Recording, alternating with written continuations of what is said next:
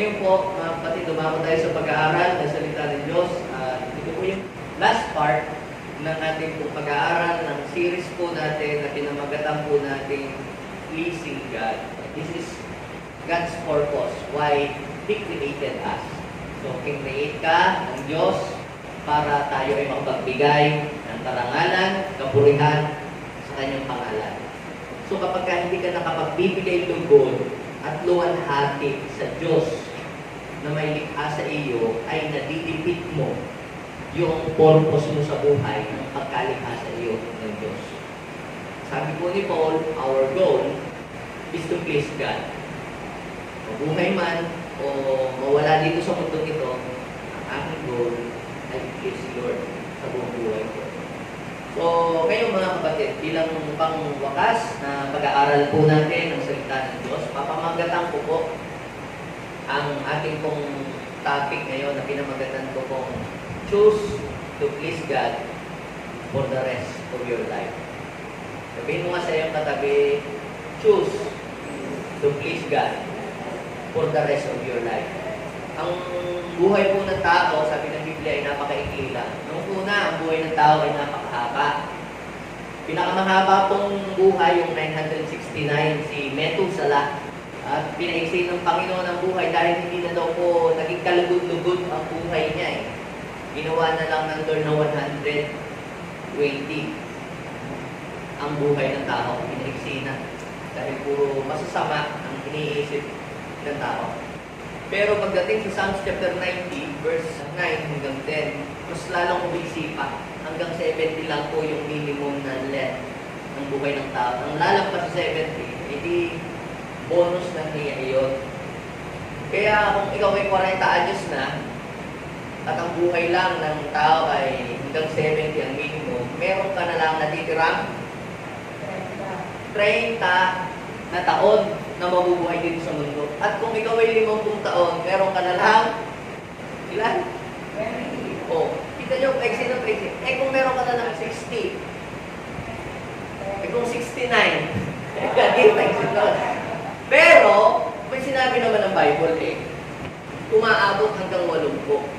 Kaya you are blessed kung ikaw ay naka 75, 76, 79. Pero tatanungin ko po kayo, yung sa natitira po pa ninyong buhay, anong gusto ninyong gawin sa natitira niyo pang buhay dito sa mundo? Kung kayo po ay tatanungin, ano po ang gusto ninyong gawin sa natitira pang buhay ninyo dito sa lupa?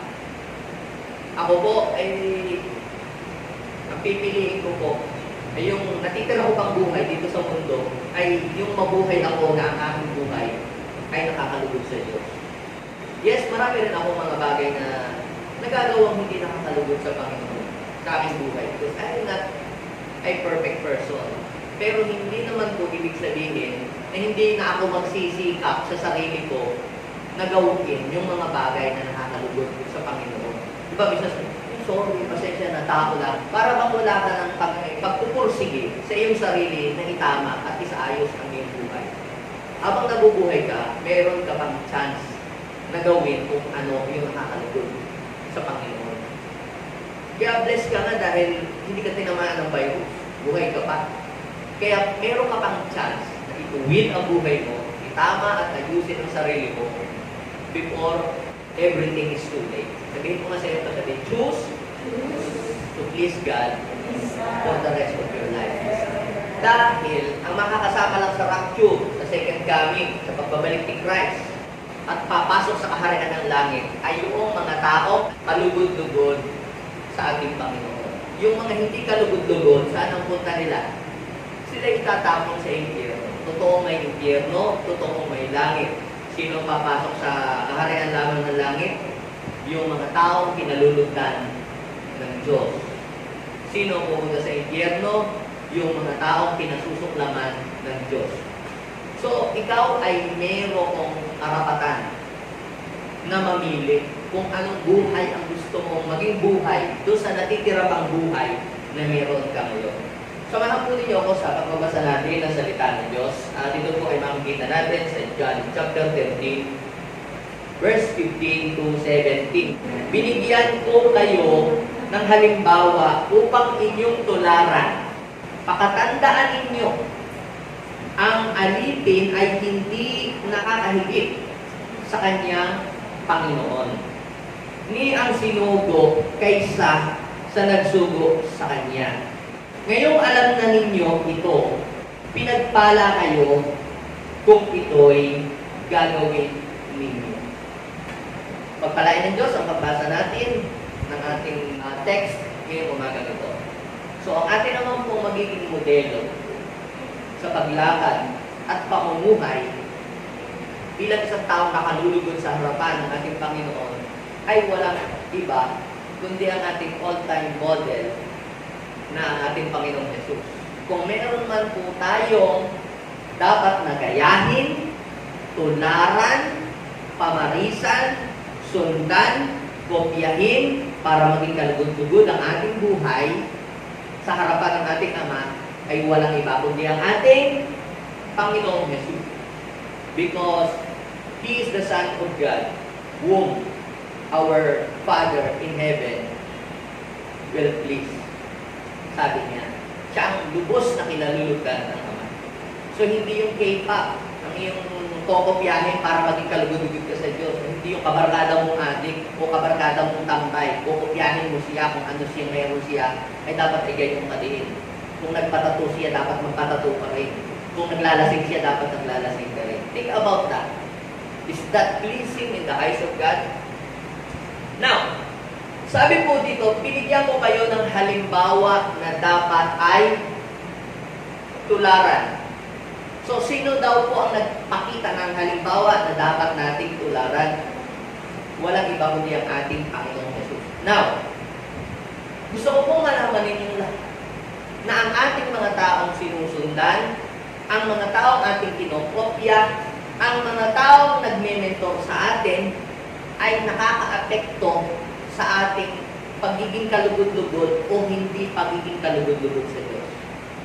So, kung pwede niyong ang ating mga pinapalo o ginagaya, kinokopya, o mga taong nag-mentor sa atin o nagsusulsul sa atin, pwedeng ito'y makatulong para tayo'y maging kalugod-lugod sa Diyos, or pwedeng ito ay makatulong din para hindi tayo maging kalugod-lugod sa Diyos.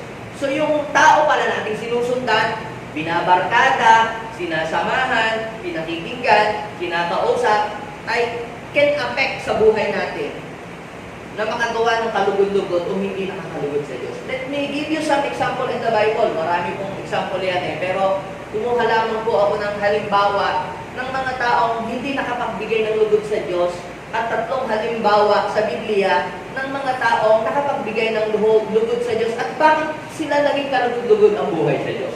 So, unahin muna natin yung halimbawa ng mga taong gumawa ng mga bagay na hindi nakakalugod sa Diyos at bakit sila nakagawa ng mga bagay na hindi nakakalugod sa Diyos. Okay? Basahin po natin yung 1 Kings chapter 16, verse 23 and 26. Go! Sabi po dito sa verse 23, basahin natin, si Omri naging hari ng Israel noong ika-31 taon ng paghahari ni Asa sa Juda at 12 taon siyang naghari. Tumira siya sa Tirsa sa loob ng 6 na taon. Anong, basahin mo verse 25. Let us read verse 25. Ha? Hindi naging kalugod-lugod kay Yahweh ang buhay ni Omri. Bakit kaya? Naging mas masahol pa daw po siya sa mga nauna sa kanya. Bakit kaya? Kasi, verse 26, basahin natin. Verse 26, go! Tumulad siya kay Jeroboam na anak ni Nabat. So, ibig sabihin, kaya hindi naging kalugod-lugod ang buhay niya sa paningin ng Diyos kasi yung kinopya niyang tao, yung ginaya niyang tao, ay yung tao ang ginagawa ang buhay ay hindi rin kalugod-lugod sa Diyos. If you are a Christian, if you are a true followers of Christ, dapat ang gayahin mo para ang buhay mo ay umayos at gumanda at maging kalugod-lugod ay yung mga tao ang buhay din ay nakakalugod sa Diyos. Are you following me? Are you there? So, sabi po dito, tumulad siya kay Jeroboam na anak ni Nabat. Ibinulid din niya ang mga Israelita sa pagsamba sa Diyos-Diyosan. Kaya't anong nangyari? Nagalit. So, ibig sabihin ng nagalit, ay hindi natutuwa ang Panginoon. Ano gusto po ba ninyo magalit sa inyo si Lord o matuwa sa inyo si Lord? kayong mamimili. Okay? Another example, 1 King chapter 22, verse 51 and 52. Basahin po natin. Go! Nang ika-17 taon ng paghahari ni Jehoshaphat sa Juda, naghari naman sa Israel si Ocoseas, anak ni Ahab. Okay? 2 taon siyang naghari. Yan. Verse 52, basahin natin sabay-sabay. Go! Hindi kinalugdan ni Yahweh ang kanyang mga gawa. Bakit? Sinundan niya ang masamang halimbawa ng kanyang ama't ina. Sino ba ang ama niya? Si Ahab, na nangangangkap ng lupa. Sino ang ina niya? Si Jezebel, asawa ni Ahab, di ba? Namang isang mangkukulam. Yan po ang nangyari. Ibinulid daw po niya ang Israel sa pagkakasala. So, nakaka-apekto pala yung ating mga sinusundan at ang ating mga kinokopya at ang mga taong nagme-mentor sa atin sa ating paggawa ng hindi nakakalugod sa Diyos o nakakalugod sa Diyos. Isa pang halimbawa ng hindi nakakalugod sa Diyos. 2 Kings chapter 15, verse 27 and 28. Basahin natin lahat, tayo mag-participate. Go! Verse 27. Ika-50 taon ng paghahari ng Asarias sa Juda nang maghari si Pekah sa Israel. At ito'y tumagal ng 20 taon. Verse 28, go. Basahin natin, go. Hindi rin siya naging kalugod-lugod kay Yahweh pagkat, ano daw? Tinularan din niya ang kasamaan ni Jeroboam na anak ni Nabat na siyang naging dahilan ng pagkakasala sa Israel. So marami pang mga hari sa Israel na ganyan po ang naging buhay. Ganyan na naging ending, na hindi natuwa ang Diyos, pinarusaan sila ng Panginoon. Yan po ang dahilan kaya ang Israel ay nasako ng iba't ibang mga bansa at naging alipin. Dahil po doon sa mga namuno na ang kanilang pamumuno ay hindi nila sinikap o ninasa kahit mahirap gawin, ay pinagsumikapang gawing maging kalugod-lugod sa Panginoon ang kanilang buhay. Kaya ang po ang inanin nila, kaparusahan, paghihirap, sakit. Yan po ang mga inanin nila, paglupig ng kaaway. Yun po yung mga halimbawa. Ngayon, ay ano naman yung halimbawa, mga taong nakagawa ng mga kalugod-lugod sa Panginoon at bakit nila ito nagawa? Sa kabila lang sila yung mga mahihinang tao, kabila ng mga tao ito ay marami rin mga weakness sa buhay, pero sila ay naging kalugod-lugod sa Panginoon. These people are not perfect, pero sinabi ng Bible na sila naging kalugod-lugod sa Panginoon. Basahin natin. Okay, go. 2 Kings chapter 18, verse 1 to 3. Si Oseas na anak ni Ela ay 3 taon nang naghari sa Israel. Nang maghari naman sa Juda si Ezekias na anak ni Ekas. So itong halimbawa ay si Ezekias. Sino ba si Ezekias? Anak daw po ni Ekas. Basahin po natin yung verse 2. Go! Siya ay 25 taon noon at 29 na taon siyang naghari. Okay? Ang ina niya ay si Abi. Yan. Anak ni Pastor Alma yata. Ang ina niya ay si Abi na anak ni Zacarias. Ba't binabanggit yung mga magulang? Sapagkat itong mga ito ay mayroong impact sa buhay ng kanilang mga anak kung bakit ganun sila. Okay? Tingnan niyo, verse 3, go! Go! Basahin natin, mag-participate tayo lahat sa pagbabasa. Go! Naging kalugod-lugod siya kay Yahweh pagkat sumunod siya sa bakas ng nuno niya si David. Diba? Bakit si Ezekias ay naging kalugod-lugod sa paningin ng Diyos? Sapagkat ang pinalaw niya nung siya'y nabubuhay ay ang halimbawa ng taong nabuhay na nakakalugod ang buhay. Sino ba si David? Tinawag siya, he is a man after God's own heart. Perfecto ba si David? Nagkamali ba si David? Pero sa kabila ng lahat ng yun, tinama niya buhay niya. Tinama niya ba buhay niya? Inayos ba niya? Nagbago ba siya? Yes! Yung huli ng buhay niya, mapapansin niyo po, nagbago siya. Nagkaroon nga po siya ng pagbagsak, pagkakamali.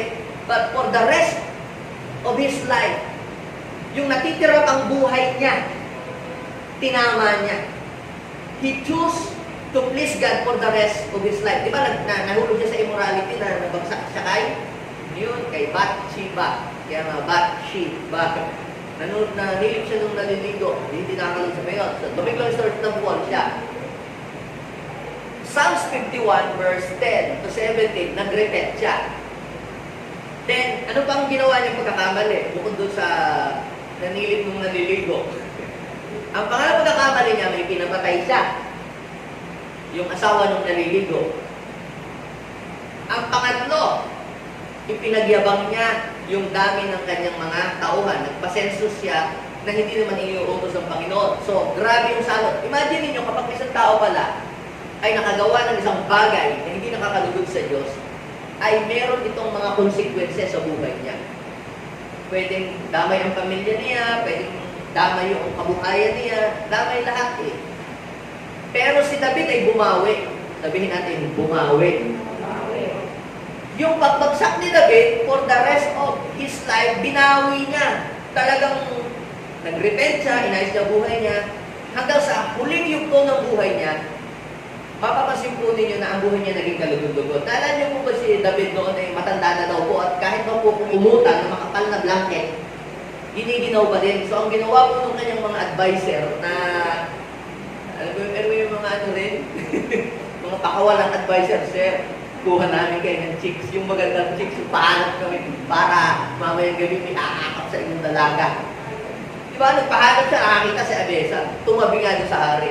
Pero sabi ng Bible, ito daw kung bakit na sobrang ganda. Pero tumabi doon sa hari, pero sabi ng Bible, hanggang sa mamatay ang hari, hindi niya ginalaw yung babae. So, ibig sabihin bumawi siya. For the rest of his life, tinama niya ang buhay niya at naging kalugod-lugod. So, hanggang ikaw ay nabubuhay, meron pa pang chance na bumawi sa Diyos. Habang nabubuhay ka, meron pa pang chance na gawin kung ano nakakalugod sa Panginoon habang humihinga ka. Eh, pagpatay ka na, nasa ICU ka na, hindi mo na magagawa ang nakakalugod sa Panginoon, kundi tanggapin na lang si Jesus as your Lord and personal Savior, and then, yun, wala na. Say by the bell. Pero sayang naman, no? Mamimiss mo yung reward ni Lord, yung crown ni Lord, yung recognition ni Lord doon sa langit na sasabihin sa'yo na thou art good and faithful servant. So habang nabubuhay ka pa, may chance ka pa na itama ang buhay mo at gawin na nakakalugod sa Kanya. Now, another example. Go, basahin po natin. 2 Chronicle chapter 26 verse 4 and 5. Go, participate ulit tayo. Basa. Si Uzzias ay naging kalugod-lugod kay Yahweh tulad ni Amasayas. So, kopya-kopya pala to. Nakokopya pala yun. Nagagaya. Kung sinong ginagaya mo, binabarkada mo, sinasamahan mo, tandaan mo, makokopya mo. Okay. 5. Tinuruan siya ni Zacarias na matakot sa Diyos. So, isa rin yung nagsusulsol sa iyo. Nagsusulsol, nagsasabi, uy, gawin mo ito, gawin mo yan, maganda. Nagpalagay na kami ng hikaw sa ilong. Ikaw na lang ang wala sa mga kabarkada namin. Lagay ka na rin, kamukha mo baka. Parang baka. So, itong si Uzzias, naging kalugod-lugod daw siya dahil merong nag-mentor sa kanya ng dapat niyang gawin. Verse 5, basahin natin. Go, sabay-sabay. Tinuruan siya ni Zacarias na ano ang tinuro sa kanya? Matakot sa Diyos. Sabihin mo siya kung matakot ka sa Diyos. Huwag ka sa tao matakot. Yung mga taong takot sa tao, yun ay pleasant of men. Pero yung mga taong takot sa Diyos, sabi, huwag kayong matakot sa pumapatay ng katawan, pero walang kakayang pumatay ng balo at espiritu ang katakutan ninyo yung may kakayang. Hindi na ang katawan ng kayang patay, kundi yung kaluluwa ay kayang gulong sa impyerno. Sa Diyos kayo matakot, sabi. Sabi po dito, tinuruan daw po siyang matakot sa Diyos, kaya habang nananalig siya kay Yahweh, pinauunlad naman ang kanyang kabuhayan. Sino dito gusto niyang patuloy na paunlarin ng Diyos ang kanyang kabuhayan? Gawin mo ang nakakalugod sa Diyos. At patuloy na pauunladin ng Diyos ang iyong kabuhayan. Habang ikaw ay namumuhay na ang iyong buhay ay kalugod-lugod sa Diyos, humanda ka, ang promotion ay padagdag ng padagdag, ang blessing ay padagdag ng padagdag, kasi ay paunlad ng paunlad. Sabihin mo sa iyong katabi, kahit tayo may pagsubok, kahit tayo may problema, basta kahit tayo nagigingwit, basta gawin lang natin na nakakalugod sa Diyos, darating ang araw, aanihin natin lahat ng mga bunga ng ating mga tinanim. Amen? Another example sa Bible. 2 Kings chapter 22 verse 1 and 2. Go! Si Josias ay 8 taon nang maging hari ng Jerusalem. Ito, bata naman to, napakabata, 8 taon, nang maging hari ng Jerusalem at tumagal ng 31 taon ang kanyang pamamahala. Tingnan nyo, ang ina niya ay si Jedidah na anak ni Adaya. Hindi Adaya, ha? Sabi po dito, taga-Bosca. Okay, basahin natin yung verse 2. Sabay-sabay. Go! Naging kalugod-lugod siya kay Yahweh pagkat sinundan niya ang bakas ng ninuno niyang si David. So, tingnan ninyo, to live a life that is pleasing to God is a matter of decision. Ito ay nangyayari not by accident. It is by choice. Nangyayari yung magawa mong kalugod. Uy, bigla akong nagawa ang kalugod-lugod kayo. Dahil hindi ko alam. Wala akong kamalay-malay. Hindi ganoon. Yan po ay pinag-iisipan. Ginagawa talaga na pinagpipilian kung anong gusto mong gawin, yung bang nakakalugod o hindi. Ngayon mga kapatid, we are living in the new covenant.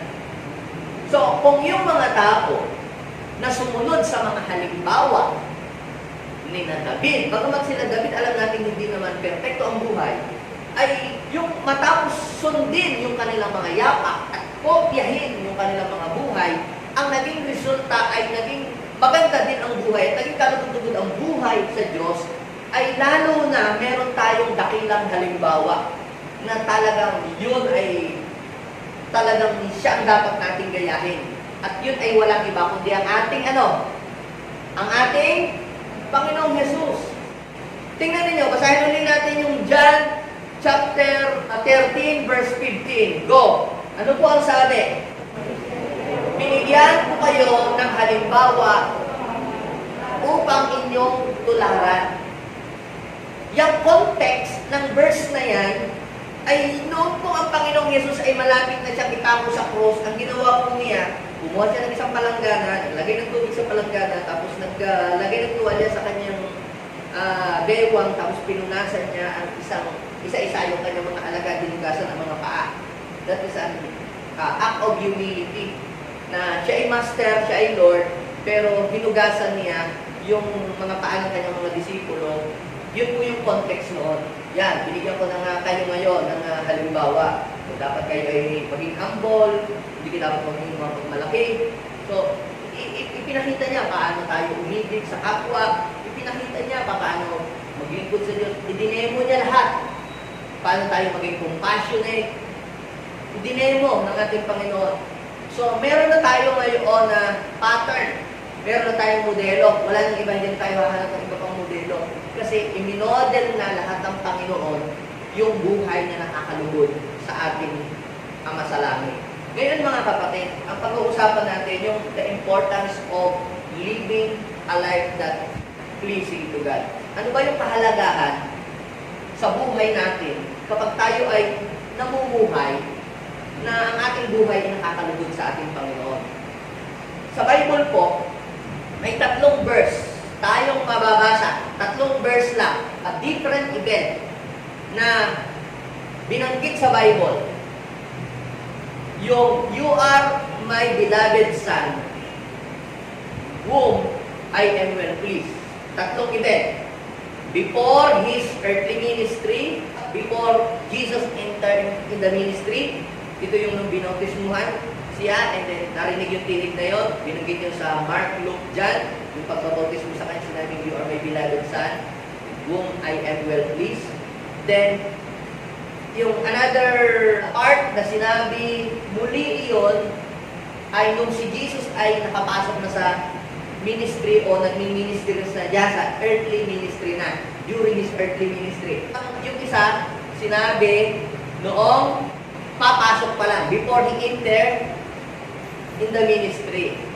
Yung pangalawang beses na sinabi ay during His earthly ministry. At yung pang-tatlo ay after na nung kanyang ministry, wala na siya dito sa lupa. So, ngayon, ipapakita ko po sa inyo yung pong importance ng pamumuhay na nakakalugod sa Diyos. Ano ba ang impact nito sa atin? Ano ba ang magiging impact nito sa buhay natin? Sa pang-araw-araw nating buhay, kung tayo ay magsusumikap at i-desire natin na ang buhay natin may kalugod-lugod sa Diyos talaga. Okay? Number 1, living the life that is pleasing to God builds confidence. Nakakapagbuo ito ng kangay ko, kumpiyansa. Yung lakas ng loob. Tatanungin ko po kayo ha. Kayo po ba pag alam ninyo na may ginagawa kayong hindi tama, meron ba kayong confidence na humarap sa tao? Ha? O bakit hindi mo maipakita? Nahihiya ka, ba't tinatago mo? Alam mong mali, alam mong hindi nakakalugod. Wala kang confidence na humarap sa tao. Wala kang confidence na humarap sa Diyos. At wala ka ding confidence na harapin ang mga demonyo. Dahil alam mo that you are committed something na hindi nakakalugod sa Panginoon. Ngayon, si Jesus, bago po siya pumasok sa ministry, ay mismong sinabi ng Panginoon, Ama natin sa langit, itong katagang ito. Basahin po natin. Lucas chapter 3, verse 21 and 22. Go, basahin natin. When all people were baptized, it came to pass that Jesus also was baptized. And while he prayed, the heaven was open. Guhitan ninyo, pulahan ninyo, lagyan nyo ng kulay red. Sabihin natin, when he prayed, the heaven was open. Okay, next verse. And the Holy Spirit descended in bodily form like a dove upon him. And a voice came from heaven which said, You are. Pag sinabing you, it means personal. Ikaw ang sinasabihan. Sa iyo sinasabi, di ba? You are. Directly sinasabi sa iyo. You are my beloved son. In you I am well pleased. Walang pinakamasarap sa tenga, sa dibdib ng isang anak, na sabihin ng kanyang tatay, Anak, alam mo, pinagmamalaki kita. Ang galing-galing mo, anak. Anak, the best ka. Eh, kung sasabihin ko, wala kang kwenta. Ang bobo-bobo mo. Diba? Pag sasabihin ako, parang nababalutan ka ng kahihiyan sa mga salitang sinasabing gano'n sa iyo. Pero, bakit si Jesus ay sinabihan gano'n? Kasi papasok siya sa kanyang ministry. At kailangan niyang, meron siyang mapanghawakang salita kung ano siya sa harapan ng Diyos at kung sino siya. Dapat malaman po natin, mga kapatid, para tayo ay mayroong confidence, sino ka ba sa harapan ng Diyos? Tanong mo sa iyong katabi, sino ba ikaw sa harapan ng Diyos? Sino ka sa tingin ng Diyos? Now, listen. Ito ay sinabi ng Panginoon before He entered His public ministry. Ibig sabihin po, mga kapatid, yung pong naunang mga buhay ni Jesus, kailan ba yun? Nanganak si Jesus, hanggang sa si Jesus ay 25 years old, siya ay nabuhay sa kanyang private na buhay. Ibig sabihin, wala pang pinag-uusapan, hindi pa pinag-uusapan ng ministry, hindi pa pinag-uusapan ng church, personal na buhay muna. Okay? Wala pa muna ang ministry na mga ganyan. Wala pa muna yung expose sa public. Yun muna ang buhay muna niya. So, yung buhay ni Jesus bago siya pumasok sa ministry ay konti lang ang mga paliwanag ng mga verses sa Bible, mga konti lang. Halimbawa, silang si Jesus. Yun lang yun. Yung dinalaw ng mga pantas. Yun lang yung mga story sa kanya. Tapos, yung siya dinala, dinedicate sa temple. Tapos ano pa yung mga kwento sa kanya. At noong pong si Jesus ay hinanap ng kanyang mga magulang dahil nawawala. Tapos totally, nawala na nga talaga si Jesus. Tapos ang tagal. Tapos biglang lumitaw na lang siya noong 30 years. Anyari? Bakit parang silent ang Bible dun sa buhay niya? Ito yung buhay niya na pangkaraniwang buhay na wala pa siyang minisero sa public. Ano kaya? Silipin natin. At bakit sinabi ng Panginoon sa kanya directly na, You are my beloved son, whom I am well pleased. Bakit sinabi yun? Silipin natin ang buhay ng ating Panginoong Jesus.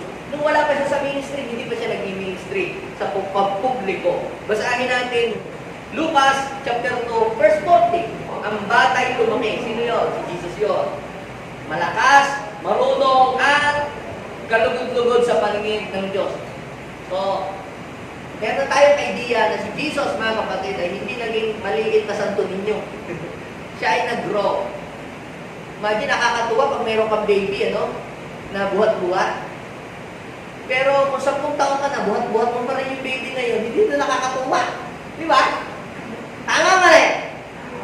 Yung nagpapakain ka sa sanggol, sa baby na maliit, na 1 taon, sinusubuan mo, nakakatuwa. Uy, kumakain na siya, dami-dami niyang kumain. Uy, lubos niyo yung pagkain. Di ba? Tuwa ka, susubo ka. Pero kung 20 taon ka na, may tubo, hindi na nakakatuwa yan, di ba? Kapag ang isang tao po ay nag-go-grow, ang buhay, lumalago, yan ay pleasing. Pero pag hindi ka na nag-go-grow, ay hindi na nakakalugod yan.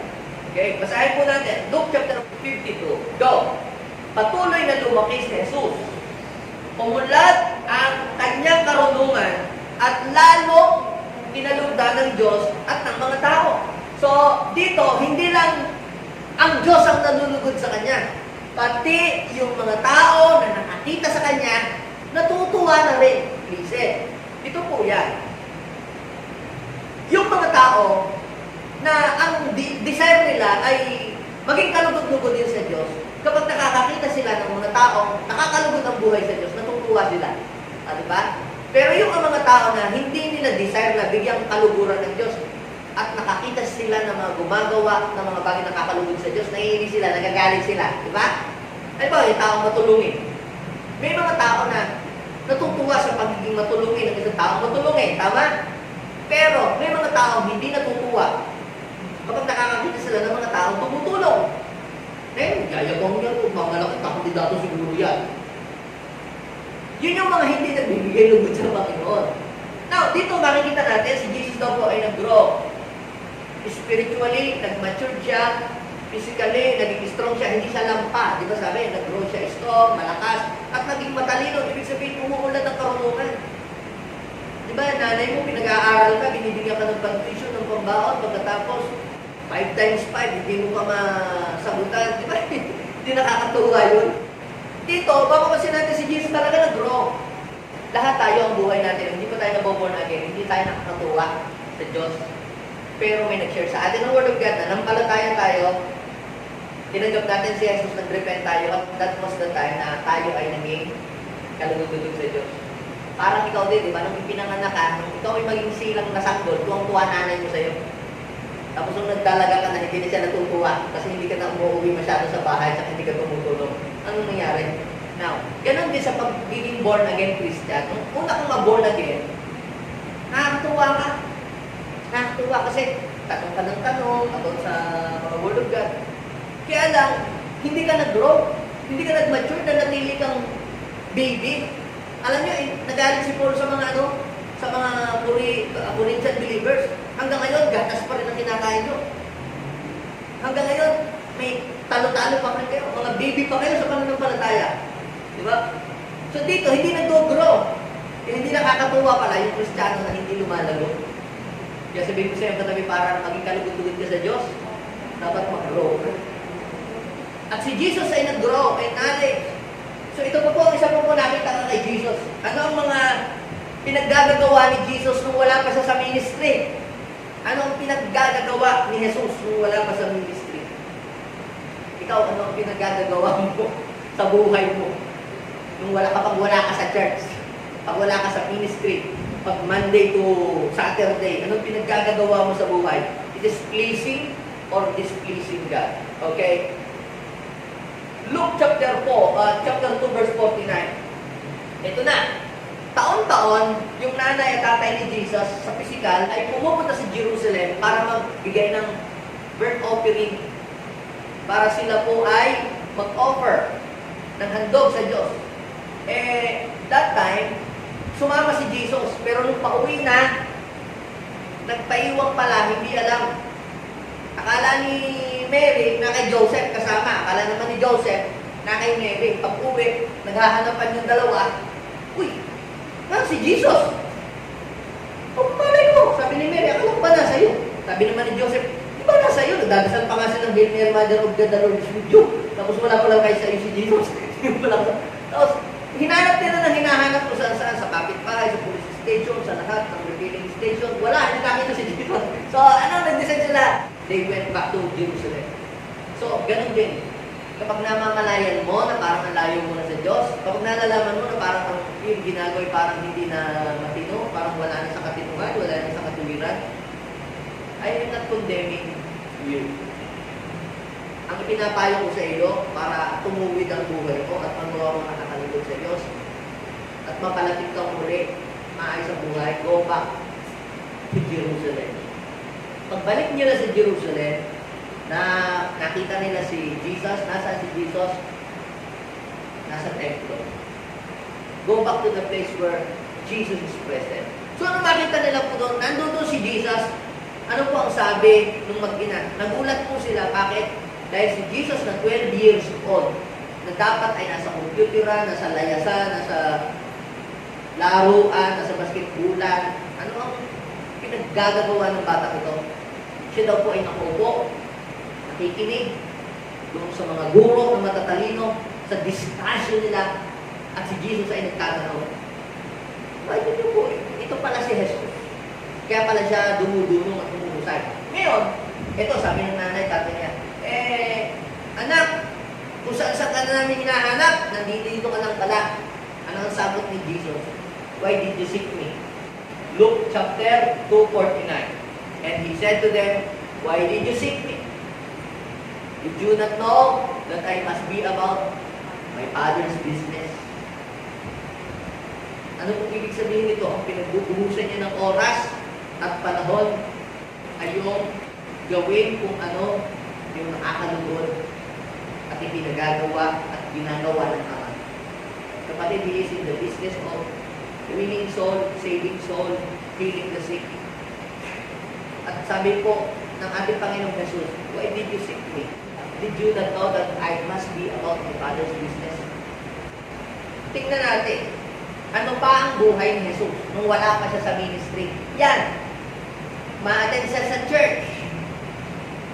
Minsan tayo, ma-attend daw tayo sa church. Kasi na-assign tayo. Ako pala mag-closing, ako pala mag-opening, ako pala tututo, ako pakakataatin ako. Si Jesus po mga kapatid, wala pa sa ministry, wala pa siyang papel, wala pa siyang role, wala pa po siyang mga pinamumunuan, ordinaryong tao pa lang siya. Siya po ay laging napunta sa church. Nadalo sa gawain. Ano mo naman sabi, Pastor? Wala namang verse. Tingnan niyo po. Lucas chapter 4, verse 16. Basahin natin. Umuwi si Jesus sa Nazareth na kanyang nilakihan.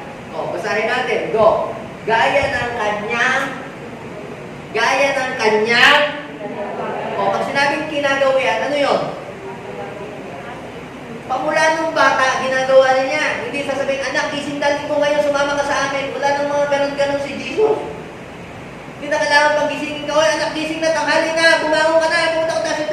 Yung mga tao, yung mga hangat ay maging kalugod sa Diyos, hindi na laging sasabihin pa ng magulang niya na gumising na, maligo na, atin tayo sa church. Sabi po dito sa Bible, kita ninyo, hindi na sinasabihin ng kanyang nanay. Ay, alam na niya ang gagawin niya. Sabi doon, umuwi sa Nazareth, na kanyang nilakad, gaya ng kanyang pinagawian, pumasok siya sa sinagoga ng araw ng pamamahinga. Tumitindig siya, tapos bumabasa siya, nagbabasa siya ng scripture. So yan pala yung buhay ng ating Panginoong Jesus.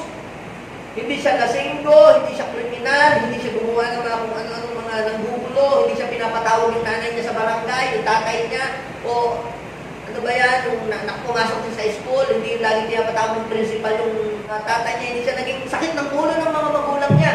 Actually, pag pinasa niyo yung verse, nakasunod sa Lucas chapter 2, verse 51, iningatan daw sa puso ni Mary yung lahat ng mga bagay na ginagawa ni Jesus. Bakit? Kasi nakakabuwa yung ginagawa ni Jesus. Hindi siya sakit ng ulo ng nanay niya. Hindi siya naging sakit ng ulo ng tatay niya. Kaya pala, si Sinabi ng Ama sa kanya, right after ng kanyang baptism. Alam niyo mga kapatid, huwag tayong malungkot. Hindi naman nakikita ni Pastor. Wala naman nakakita ng ginagawa ko. Mga ganito naman. Hindi naman ako kinukongratulate. Kapatid, wala mang nakakakita sa ginagawa mong mabuti o kabutihan. Basta tuloy mo lang yan.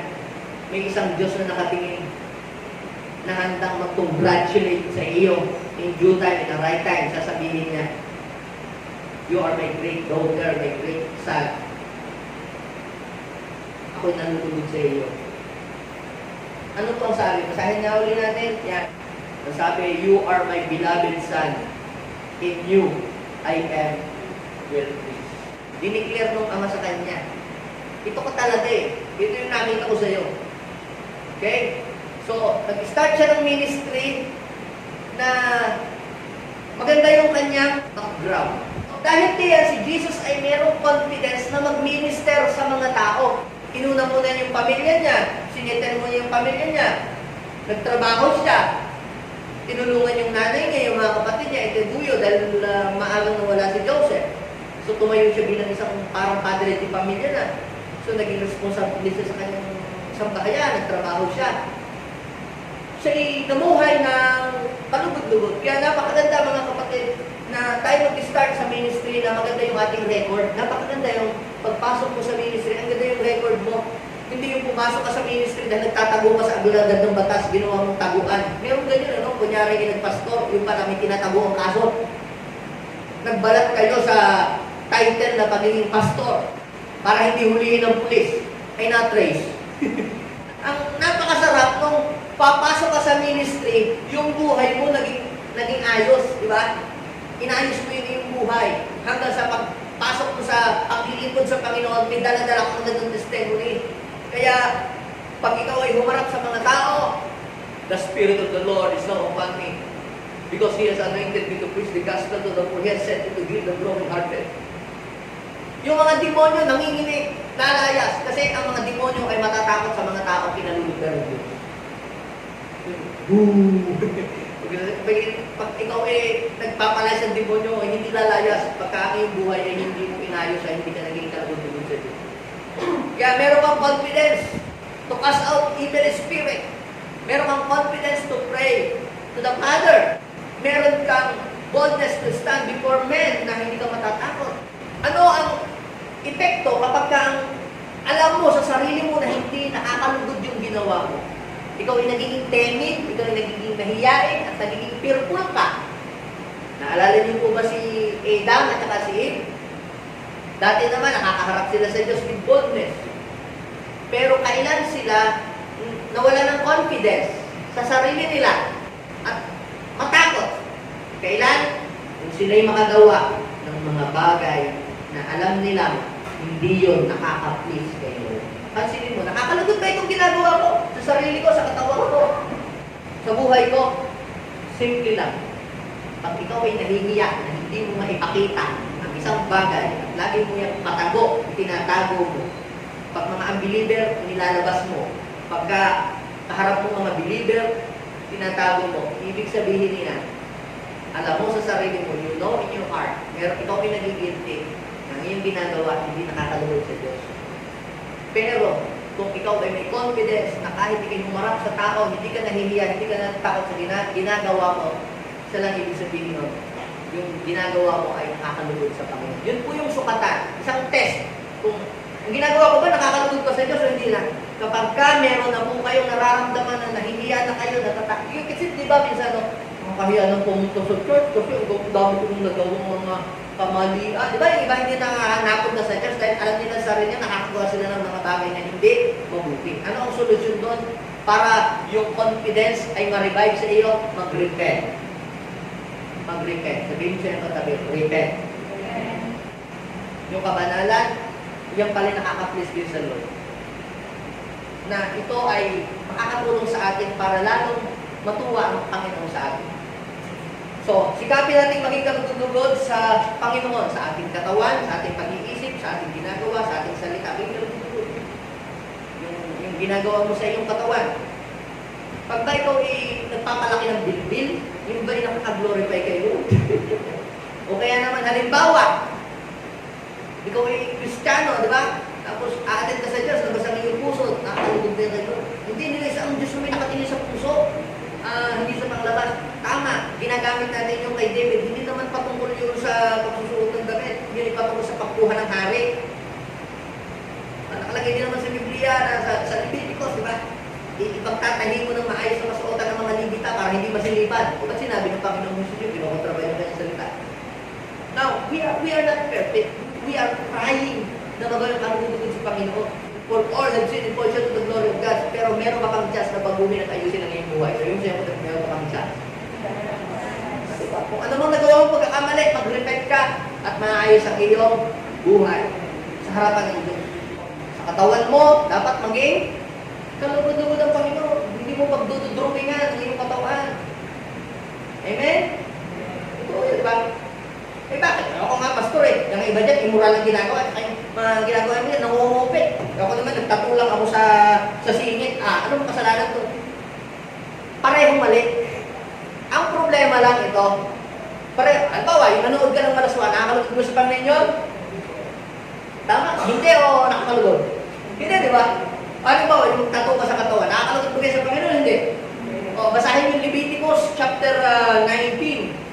Verse 28, kung kayo magtatato, because that is worshiping the dead and satanic practices po yan. Now, I am not condemning yung mga nanonood na mayroong tato. I'm just saying na pinapatawad ba ng Panginoon pag may tato? Yes. Pag nanonood ba ng malaswa, pinapatawad ng Diyos? Yes. Ang problema, pag nag-repent ka, nanonood ka ng malaswa, nag-repent ka na bawa ang buhay mo, wala na yun eh. Tanggal na, di ba? Ang problema, pag nagpatato ka sa dibdib, nagpatato ka sa puwet, sa kulupot, nag-repent ka, pinatawad ka ba ng Diyos?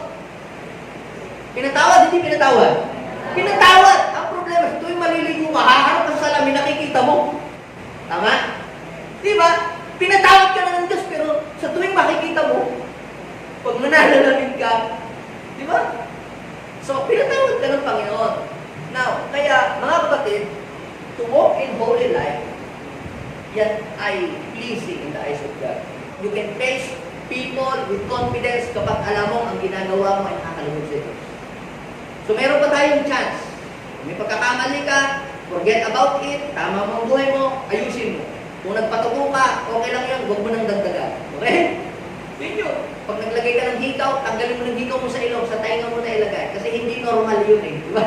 Kasi baboy lang nilalagay ng hikaw. Diba? Sa ilong, sa baka. Sa tao, wala pa akong nabasa sa Biblia. Diba? Meron yun sa kultura ng mga yung mga cannibalist. Diba? Yung mga cannibal, ganun ang ginagawa. Pero sa normal na tao, hindi gano'n. Kasi si Jesus wala nang hikaw sa ilong, di ba? So, yung po sasabi ko, nakakapag-build pala ng confidence kapag ang ginagawa mo, araw-araw ay nakakalugod sa Diyos. May confidence ka, hindi ka nahihiya. Wala kang kinakahiya. Wala kang kinatatakutan. Yan ang ibig kong sabihin. Kapag alam mo na ginagawa mo, nakakalugod sa Diyos, simple. Hindi ka natatakot, hindi ka nahihiya, hindi ka nangangamba. Okay? Pangalawa, increases the level of our influence. Nakaka-increase po ito ng level ng influence. Okay? Basahin po natin. Nung po si Jesus ay umakyat po sa Mount of Transfiguration, sa Mount of Olive, sinabi na naman po uli yun. Ito naman po sinabing ito ay during His earthly ministry. Ibig sabihin, nasa ministry na siya. Yung isa sinabi, wala pa sa ministry. Ito naman sinabi, hindi na para sa Kanya, hindi na para kay Jesus. Sinabi na para dun sa mga followers nila para maging confident naman yung mga followers ni Jesus na sumunod sila kay Jesus. Okay? Basahin po natin. Matthew chapter 17 verse 5 to 6. Go! While he was still speaking, ito po yung nagkaroon po ng transfiguration na nag-appear si Moses, si Elijah, tapos biglang nagising si Peter.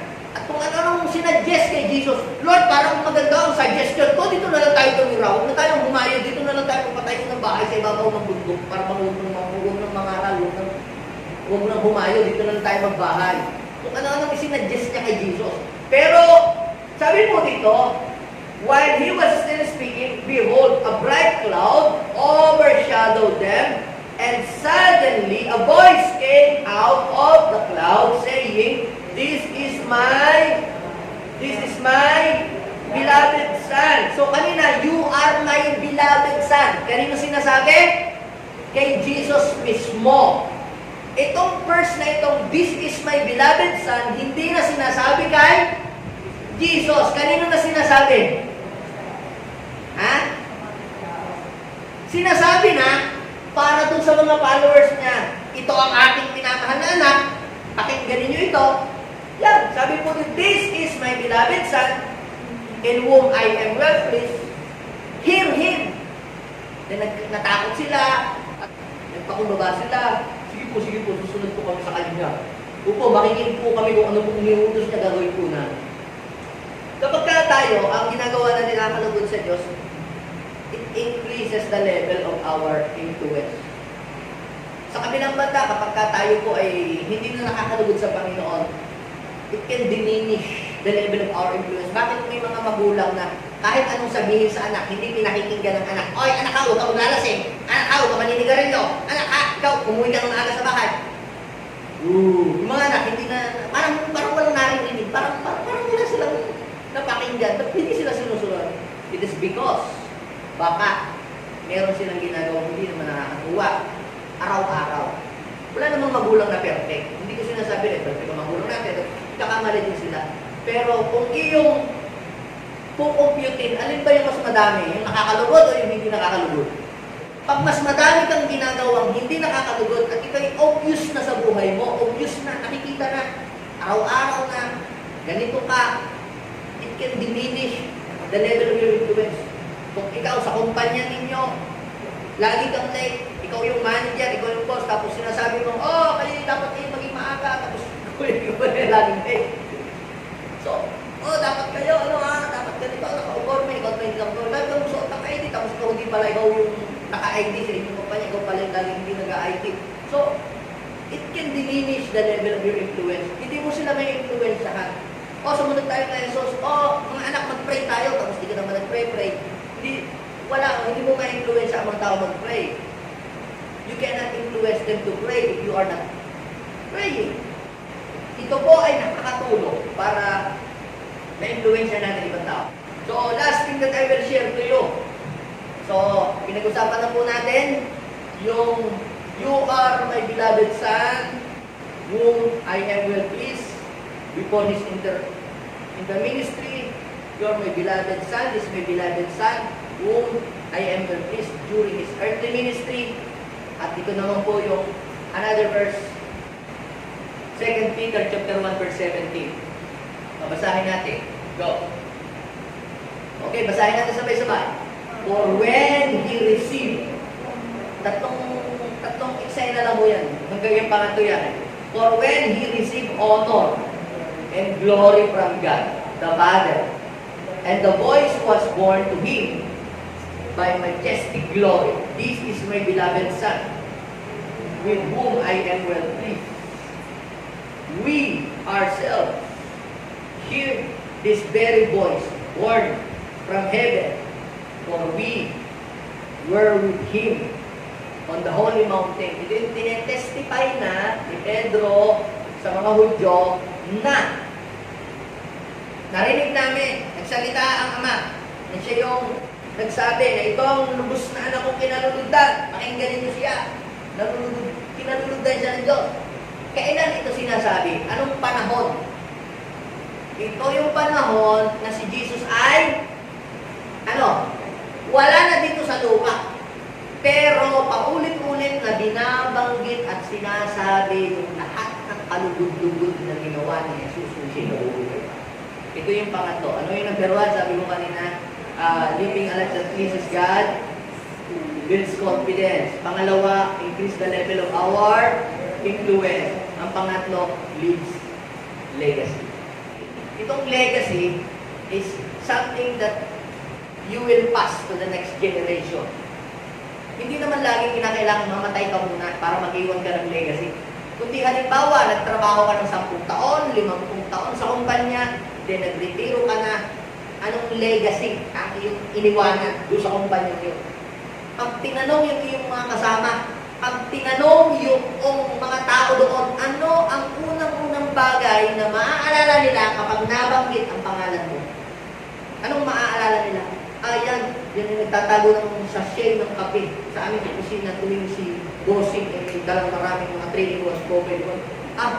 Siya, lagi niyang iniuwi ang mga paper clip at ang mga stapler at saka ang mga pop-up band. Di ba yung mga ganun, yun ang legacy na yun, ano? So, ano pong ibig kong sabihin na, this is my beloved son, whom I am well pleased. Kumbaga, pinabanggit dito, doon sa first chapter, second chapter ng buhay ni Jesus, yung mga credential, yung mga, kita ninyo, si Jesus, meron siyang credential, sinasabi naman ito pa yung credential. Kaya ang mga tao, ano yung influence niya kapag nag-a-apply ka ng trabaho? Di ba? Credential yung, ito yung trabaho sa ganito, ganito. Credential yung, at dagdag puntos yun, triggers the level of influence. At meron kang magandang legacy din na iniwanan, di ba? Si Jesus po mga kapatid ay merong legacy na iniwanan na wala na siya dito pero pinag-uusapan pa natin. Lagi natin pinag-uusap-usapan. Kaya merong mga tao, kilalang mga tao na hindi maganda yung legacy na iniwanan nila. Wala na sila sa mundo. Instead na ang pag-usapan ay yung magandang kanilang ginawa, ang pinag-uusapan ng lahat ng mga kapalpakan kay ginawa. Bakit? Kasi wala silang maalalang magandang ginawa. Ang marami na naalala yung kapalpakang ginawa. Kaya ngayon mga kapatid, living a life that pleases God for the rest of our life, live a legacy. Wala na tayo dito sa mundong ito. Ano yung legacy na iiwanan natin sa ating mga apo, ating mga anak? Lahat naman tayo aalis dito sa mundo. Tayo ba ay kanilang pwedeng ipagpalaki ng ating mga anak? Ano ba, wala na tayo dito sa mundong ito. Kinuha na tayo ni Lord. Kung ano mga pastor magsabi ng ganyan.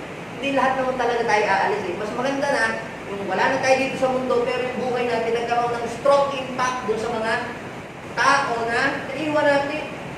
Yung buhay natin talagang kinokopya, katulad din ng David, katulad po halimbawa ni na Paul, kita ninyo, wala na sila, pero ang buhay nila, mga kapatid, pinag-uusapan pa rin. Yung mga dakilang bagay, kamanghamanghang bagay, yung mabubuting bagay na kanilang ginawa. Kaya mga kapatid, if you want to leave a legacy, a good legacy for the next generation, ito ang secret. Live a life of pleasing to God. Mabuhay ka na maayos at kalugod-lugod sa Panginoon at mag-iiwan ka ng magandang legacy sa next generation. Yung buhay natin, hindi tayo pinagtatawanan. Pag alis natin dito sa mundo, maaalala pa rin, hindi naging sayang yung buhay natin. Kasi nagiging kapakipakinabang, yung mga aral, yung buhay na pinakita natin, paano tayo nagtsaga, paano tayo naglilingkod, hindi tayo nandaya, o tayo ay nagpakumbaba, nagkamali tayo, nag-repent tayo, bumangon tayo. Yung gano'ng magandang legacy yun, mga kapatid. Alam niyo po, ang nakakalungkot na tao nag-iwan ng legacy, hindi magandang legacy, si Samson. Ano nangyari kay Samson? Hindi mo yung cellphone na Samson. Samson, yung Delilah. Pagka po si Samson ay naaalala ninyo, anong napasok agad sa isip ninyo? Ha? Malakas na tao? Hindi. Strong man? Hindi. Naaalala ko, pag napagin yung salitang Samson, ano yun? Ay po, hindi. Delilah agad. Kita nyo, pangit ng legacy. Ang naaalala sa kanya yun, hindi maganda hindi na kanyang buhay. Nawasak yung nabagsakan siya ng templo. Yun ang kanyang kinamatay. Ang isa pa na hindi naging maganda ang legacy, si Saul. Ang ganda ng simula pero hindi na ipagpatuloy. Sapagkat nung huli, hindi na pleasing to God. Naging mangkukulang na siya, siya sumambuli na sa mga witch, sa mga spiritista. So hindi ka naguguloy sa Panginoon. Kaya naging pangit yung ending ng kanyang buhay. Hindi maganda yung legacy na iniwanan niya. Napahamak pati yung anak niya na sumunod sa kanya. Kaya mga kapatid, you want to build confidence, increase the level of influence, and give a legacy, choose to please God for the rest of your life. May mga God pleaser pa akong kausap dito? Yes, we are not perfect, but our goal is to please God for the rest of our life. Little by little, practice natin ang practice hanggang ang ating buong buhay ay maging kalugod-lugod. Ang ating salita, ang ating pakikitungo sa kapwa, ang ating paglilingkod, Yan ang ating goal, maging kalugod-lugod tayo sa Panginoon sa lahat ng area ng ating buhay. Let us pray together. Bow your head right now. Father, we thank you so much. Kami ay iyong pinapaalalahanan kung paano kami mamuhay, ang aming buhay ay nakakalugod sa iyo. Lord, wala kaming naitatawa. Hindi po namin kayang gawin yung makakalugod sa inyo. Lord, ang daming tukso dito sa paligid. Minsan kami ay nahihikayat magdesisyon na hindi tama at hindi mabuti. Panginoon, I pray, Lord, tulungan niyo po kami, help us. Di po namin kaya na mamuhay, nakalugod-lugod sa inyo kung wala ang Holy Spirit. Kapatid, hindi natin kaya maging kalugod-lugod sa Diyos mag-isa. Tandaan niyo po yan, hindi natin kaya maging kalugod-lugod sa Diyos mag-isa. Kailangan natin ng lakas, ang tulong, biyaya, habag ni Lord para magawa natin ang nakakalugod sa Kanya. Kung may mga bagay tayo, alam natin, nagawa tayo na hindi nakakalugod sa iyo, na nagawa, mag-repent tayo, si Lord ay mapagpatawad. Hindi niya tayo kinukontent, hindi niya tayo pinadjudge, karakarata. He is giving us a chance na may tuwid ang ating buhay habang maaga pa. Habang buhay pa tayo, habang humihinga pa tayo. Maging hangarin, nasahin ang ating puso. Lord, I am not successful kung hindi ko nagagawa yung kalooban. I am not successful person if I am not pleasing you, Lord. Kahit pasabihin natin marami tayong accomplishments, pero kung hindi natin napapasaya ang Diyos, that is failure. Yes, Lord. Ang hangarin namin, Lord, mapasaya ka namin, mabigyan ka namin ng kaluluwa. Sa pamamagitan ng aming buhay, sa pamamagitan ng aming mga ginagawa, ng aming mga salita, sa pamamagitan po ng aming mga iniisip. Lord, pinigwi ka. Forgive us, Lord, kung kami po ay may mga nagagawang hindi nakakalugod sa inyo. We totally surrender them all. Kapatid, forget about it, surrender it before the Lord. Talikuran lang natin ito at iituwid natin ang ating buhay habang may oras pa tayo, may panahon pa.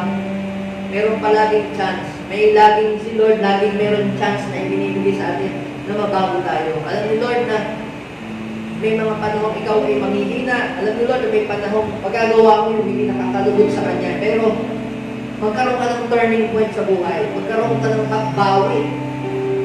Bumuelta ka at bumalik ka sa tamang landas. Panginoon, have mercy on us. Huwag mo kaming parusahan dahil sa aming mga hindi nakakalugod na bagay na ginagawa sa iyo. Forgive us, Lord. Panginoon, sa oras na ito, hinihiling ko po ng inyong presensya ay maghari sa aming puso at sa aming pag-isipan at tulungan kami, Panginoon, na gawin ang matuwid sa iyong harapan. Lord, sa oras na ito, maghari ka sa aming buhay. Pwede po ba tayo manalangin sabay-sabay? 1, 2, 3, go. Panginoon, sa oras na ito, pinagsisisihan ko po ang lahat ng bagay na hindi nakakalugod sa iyong paningin na aking pang nagagawa hanggang sa oras na ito. Panginoong Jesus, pinagsisisihan ko po. At ngayon, ay hinihiling ko sa gabay at tulong ng Banal na Espiritu Santo na magawa ko kung ano yung mabuti at nakakalugod sa iyong paningin. Nais ko po, Panginoon, na ako'y madatnan mo sa iyong pagbabalik na ang aking buhay ay nakakatuwa sa iyong paningin. Salamat, Lord, sa iyong biyaya at iyong habag. Ako'y minarapat mo na tanggapin sa iyong kaharian. In Jesus' name, Amen. Ako na lang kung magpe-pray. Lord, bless these people. Tulungan niyo po kaming bumangon, tulungan niyo po kaming lumakad at magpatuloy sa buhay na nakakalugod sa inyo. Bless these people. They are special. They are highly favored and valuable in your eyes, O God. Lord, take care of them. Protect them for the rest of their lives. Patuloy kang mangusap at magpahayag sa kanilang buhay palagi. In Jesus' name, Amen.